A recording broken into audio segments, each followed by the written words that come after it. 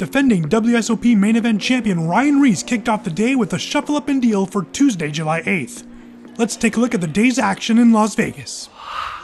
It's the start of day 2 at the Rio All Suites Hotel and Casino in Las Vegas, and the action is fast and furious as players try to position themselves for the stretch run. There are still plenty of big-name contenders in the field, and several former WSOP main event champions, all trying to win the huge $10 million top prize come November.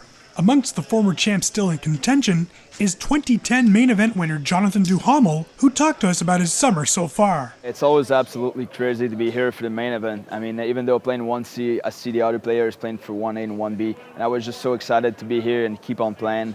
It happened 4 years ago when I won it. I still got the chills of trying to do it again.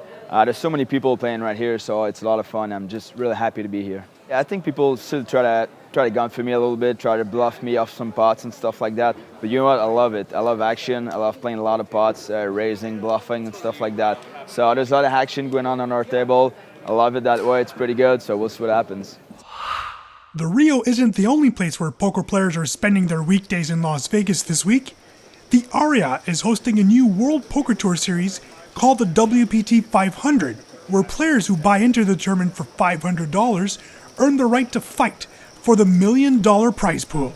So far, just under 3,000 players have entered the inaugural WPT 500 event, with registration still open for those wanting to take their shot. World Poker Tour Executive Director Matt Savage tells us how the WPT 500 series came about and how shocked he is with the tour's success. The idea of the WPT 500 was kind of the brainchild, I believe, of Jeffrey Haas of Party Poker, and the idea was to have something for everybody. There's a lot of bigger buy-in tournaments around, and this is something that anybody can play. I mean, we've got the field from the first-time player up into the experienced pro, so it's a little something for everybody. I think that $1 million guarantee really sets it apart.